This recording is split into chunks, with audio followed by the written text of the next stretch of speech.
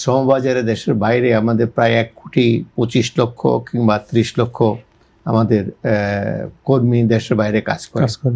তার মধ্যে প্রায় 70 থেকে 75 লক্ষ শুধু এই মধ্যপ্রাচ্য দেশগুলোতে আমাদের ঘুরে ফিরে আছে।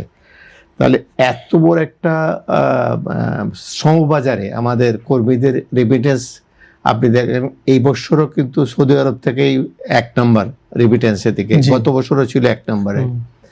অর্থাৎ মিডল ইস্ট বেস যেসব কান্ট্রিগুলো আছে তাদের সেখান থেকে আমাদের এই সাধারণ কর্মজীবী মানুষ যারা আছেন তারাই কিন্তু রেমিটেন্স বেশি পাঠান। হোয়াইট কালার জব যারা করে তাদের কাছে রেমিটেন্স, ওইসব কান্ট্রিগুলোতে রেমিটেন্স খুব বেশি আসে না। পদ্মা সেতু, মেট্রো রেল এবং এলিভেটেড এক্সপ্রেসওয়ে নির্মাণের গর্বিত অংশীদার বসুন্ধরা সিমেন্ট। তো যদি তাই হয়ে থাকে, পরিসংখ্যান যদি তাই বলে, তাহলে এই মিডল ইস্ট কান্ট্রিতে আমাদের যে এখন যে প্রেক্ষাপট, সেই প্রেক্ষাপট আমাদের আমরা একটু আতঙ্কিত, আমরা শঙ্কিত এই জন্য। দেখেন, ওয়ারটা ইরান হলেও এটা গোটা মানে মধ্যপ্রাচ্যকে কেন্দ্র করে আপনি কুয়েত এফেক্ট হচ্ছে, দুবাই এফেক্ট হচ্ছে, আপনার সৌদি আরব যেটা আমাদের মূল শ্রমবাজার এখনো সাস্টেন করতেছে, সেখানে এফেক্ট পড়তেছে। আমাদের সেখানে আমরা দামাম কিংবা কয়েকটা সিটিতে এখন সরাসরি ফ্লাইট দিতে পারছি না। অনেকেই ছুটিতে এসে যাওয়ার প্রক্রিয়াটাও বন্ধ হয়ে গেছে। দুবাই তো সেটা একই অবস্থা, কাতারেও একই অবস্থা। অর্থাৎ যারা ফেরত আসছে, ছুটিতে আসছে, তাদের অনেকের বিজনেস, ছোট ছোট বিজনেস, আমাদের তো বিভিন্ন, দেখেন আমাদের প্রবাসীদের একটা জিনিস সুযোগ আছে কি, তারা দীর্ঘদিন ধরে সেখানে কাজ করে কিন্তু তারা বিভিন্ন ব্যবসা বাণিজ্যে ইনভলভ হয়ে গেছে। এটা পৃথিবীর যে কোনো প্রান্তে যান দেখবেন যে বাংলাদেশে আল্লাহর রহমতে সে বিজনেস, ছোট ছোট বিজনেস, কারো বিজনেস অনেক বড় বিজনেস তারা ইনভলভ হয়ে গেছে। তো তারা এখন সেটা রেখে তারা ছুটিতে আসছে। এই অবস্থায় তার ফার্ম, তার প্রতিষ্ঠানের কি এফেক্ট হচ্ছে? ভালো এফেক্ট হচ্ছে, সে কিন্তু তার নিয়ন্ত্রণের বাইরে, সে যেতে পারছে না, সেটা একটা এফেক্ট আছে। এবং যারা যেতে পারছে না ওইসব কান্ট্রিতে, তাদের মধ্যে কি হবে, তাদের আলটিমেট তাদের কি হবে?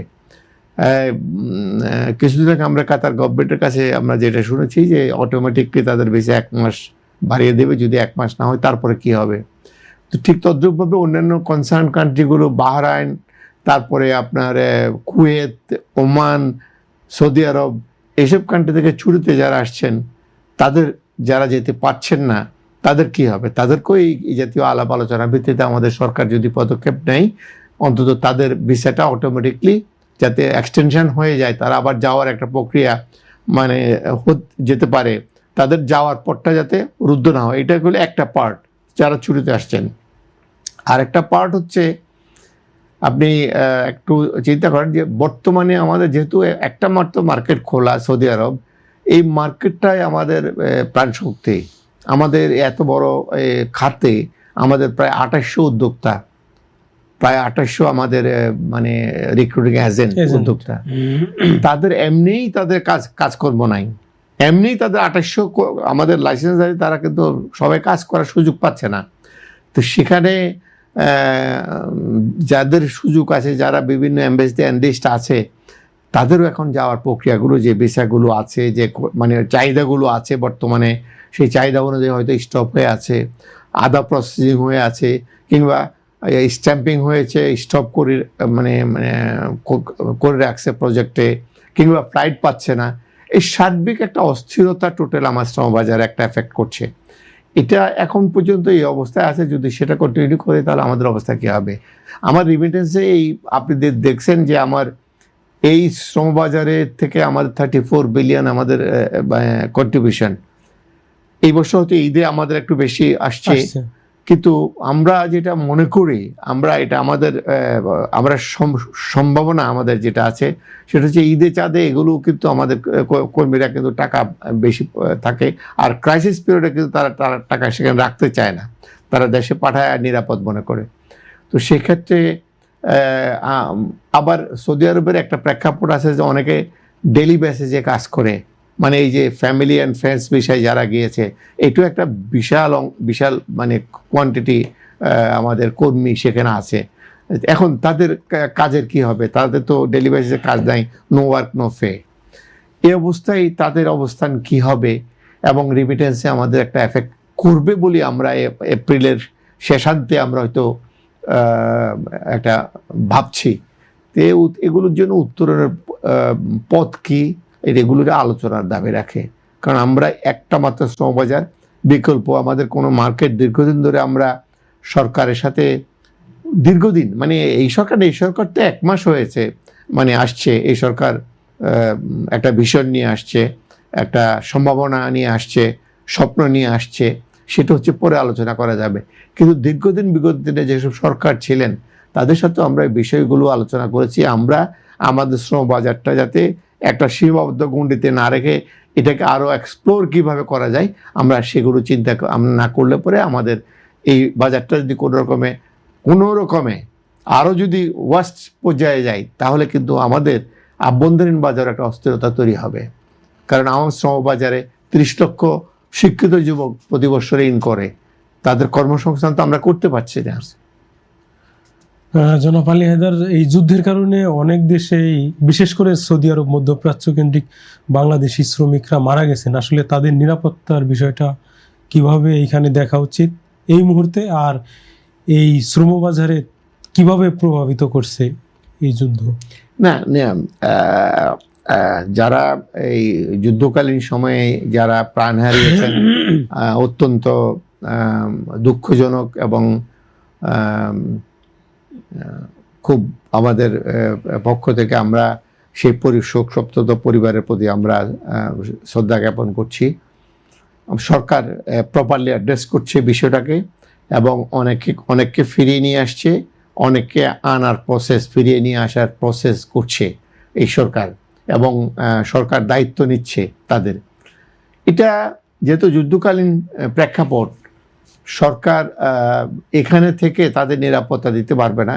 দূতাবাস থেকে, সরকারের পক্ষ থেকে তাদেরকে সবসময় নিরাপদে থাকার জন্য বিভিন্ন রকম তাদেরকে জানানো হয়েছে, অ্যাপসের মাধ্যমে, তাদের মেসেজের মাধ্যমে, নোটিশের মাধ্যমে, যে আমাদের কর্মী যারা এই কনসার্ন কান্ট্রিগুলোতে আছেন তারা যাতে নিরাপদে থাকেন। এখন যুদ্ধকালীন সময়ে নিরাপদের নিশ্চয়তাটা কে দিবে? কখন কোথায় কি পড়ে, কখন কোথায় মানে করে, যেখানে প্রশিক্ষিত সামরিক বাহিনী নিরাপত্তা, নিজেদের নিরাপত্তা নিজেরা দিতে পারে না, আমাদের সাধারণ কর্মী ভাইয়েরা কীভাবে তাদের নিরাপত্তা দেবে? তবে নিরাপদে থাকা ভালো, নিরাপদে যতটুকু থাকা যায়। আর যেসব ক্যাজুয়ালিটি হয়েছে সেগুলো নিয়ে সরকার অত্যন্ত কনসার্ন, এবং এই জন্য আমরা সরকারকে ধন্যবাদ জানাই, কুইক তারা অ্যাকশন নিয়েছেন। এই যারা দেশে ফিরতে চাচ্ছেন তাদের কি দেশে ফেরানোর সরকারের পর্যাপ্ত প্রস্তুতি আছে বা শুরু হয়েছে দেশে ফেরানো? যারা ফিরতে চেয়েছেন, ইতিমধ্যে আপনি জেনেছেন ইরানে যারা ছিল, যারা আসতে চেয়েছেন তাদেরকে আজারবাইজান দিয়ে সরকার ফেরত নিয়ে আসছেন। এমত অবস্থায় যদি অন্যান্য মিডল ইস্ট কান্ট্রি থেকেও যদি কেউ ফেরত আসতে চায়, ডেফিনেটলি সরকার, বিগত দিনে এরকম ক্রাইসিসে, আপনার কোভিডের সময়, আপনার এই যে সুদানে যে ওয়ারটা শুরু হলো, সে সুদান থেকে কয়েকশো লোককে ব্যাক করলো লিবিয়া দিয়ে, সরকার এটা এই ব্যাপারে কনসার্ন। আমরা বিশ্বাস করতে চাই যে সরকার তার নাগরিকদের সুরক্ষা দেওয়ার জন্য প্রয়োজনীয় পদক্ষেপ নেবেই। ইরানের এই যুদ্ধ কি বাংলাদেশের শ্রমবাজারের চাহিদা কমে যাবে? ইরানের যুদ্ধ তো টোটাল ইরানে নয়, ইরানের এই যুদ্ধ তো টোটাল মধ্যপ্রাচ্যের। এখন তো চাহিদা কমে যাবে। এখন কি হবে বা এই যুদ্ধ কতদিন কন্টিনিউ করবে, এগুলো সাবজেক্ট টু ডিসকাশন। এগুলো ঠিক এই মুহূর্তে তো অলরেডি 50% ডিক্লাইন করেছে অলরেডি। আমার শ্রমবাজারে সৌদি আরবে বা আমাদের, আপনি যদি বিবিডি ডাটা দেখেন, আমাদের 50% ডিক্লাইন করেছে। অর্থাৎ চাহিদাপত্র কিংবা পারমিশন, অনুমতি, স্মার্ট কার্ড নেওয়া 50% নিচে নেমে এসছে। সুতরাং এটা একটা এফেক্ট হয়ে গেছে, এটা কমবে, চাহিদা আমাদের এফেক্ট হচ্ছে। এখন কি তাহলে সরকার মধ্যপ্রাচ্যের বাইরে বিকল্প বাজার খুঁজতে? এটা সব সময় উচিত। দেখেন, ইতিহাস বলে এই সেক্টরটা ডেভেলপ করেছে প্রাইভেট সেক্টর, অবশ্যই সরকারের সহযোগিতায়। সরকার তো সরকার, আমাদের অভিভাবক, আমাদের রেগুলেটরি বডি। মার্কেটগুলো, এই যে মধ্যপ্রাচ্যে যতগুলো কান্ট্রি আপনার খোলা হয়েছে সবগুলোতে আমাদের কন্ট্রিবিউশনটা অনেক বেশি। আমরা সরকারকে সহযোগিতা করছি বলে খুঁজছে এখন, এবং এই সেক্টরে সার্ভিসটা দিয়ে থাকি আমরা।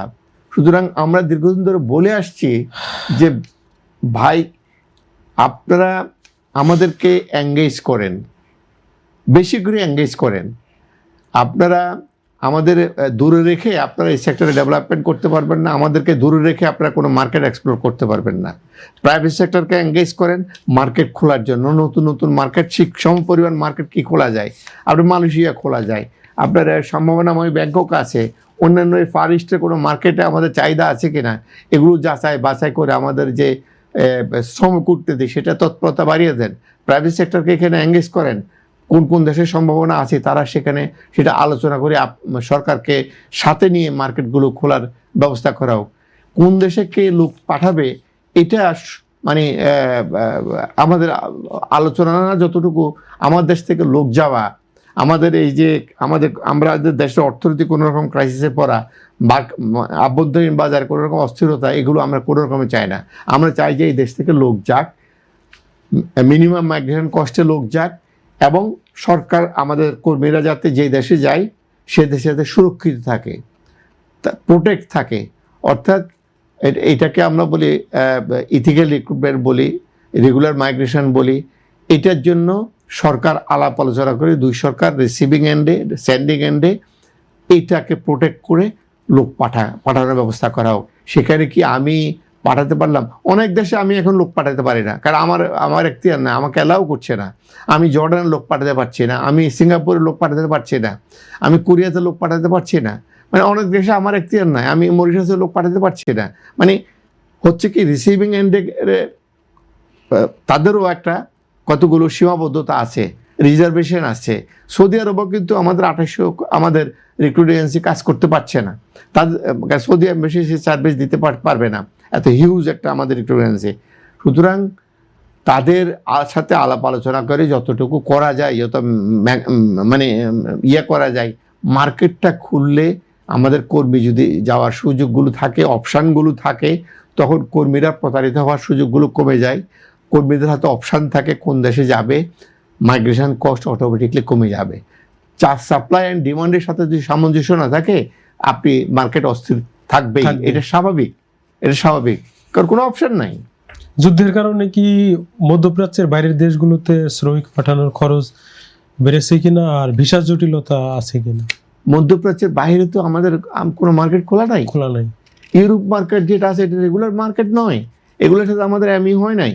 আমাদের ইটালির সাথে এমইউ হয়েছে, কিন্তু আনফর্চুনেটলি ইটালিয়ান গভর্নমেন্ট বলছে সেখানে অবৈধ লোকগুলো ফেরত দাও।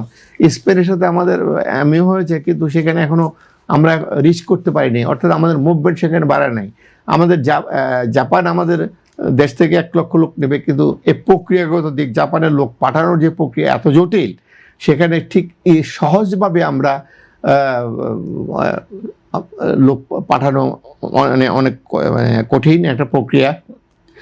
ল্যাঙ্গুয়েজ একটা বার আছে, N4 ল্যাঙ্গুয়েজ শিখতে গেলে একটা কর্মীকে তার 6 থেকে 7 মাস লাগবে, এবং সেই মার্কেটে আমাদের প্রান্তিক জনগোষ্ঠী যারা মানে একদম মানে অশিক্ষিত জনগোষ্ঠী, যারা আজকে এই যে গ্রামের চিত্র বদলায় দিয়েছে, গ্রাম এবং শহরের পার্থক্যটা চেঞ্জ করে দিয়েছে, রেভলিউশন করে দিয়েছে, যেটাতে বিপ্লব ঘটায় দিয়েছে, তারা কিন্তু তখন ওই মার্কেটে ঢুকতে পারে। ওখানে যেতে হবে শিক্ষিত লোক, যে ল্যাঙ্গুয়েজটা ফলো করতে পারে, কমিউনিকেশন স্কিলটা যাদের বেশি আছে তারা করতে পারবে। সুতরাং দক্ষতার বিকল্প নয়, ডেফিনেটলি দক্ষ আমাদের কর্মী করতে হবে। আমাদের এই ট্রেডিশনাল মার্কেটের বিকল্প মার্কেট যেগুলো আছে সেগুলো আমাদের খুঁজে বের করার জন্য মানে আমাদের পাবলিক প্রাইভেট পার্টনারশিপের বন্ডিংসটা যতক্ষণ পর্যন্ত সুদৃঢ় করতে না পারবে, ব্যুরোক্রেটরা যতক্ষণ পর্যন্ত তাদের ব্যুরোক্রেসিটা ভাঙতে না পারবে, ততক্ষণ পর্যন্ত এই সেক্টরে ডেভেলপমেন্ট হবে না।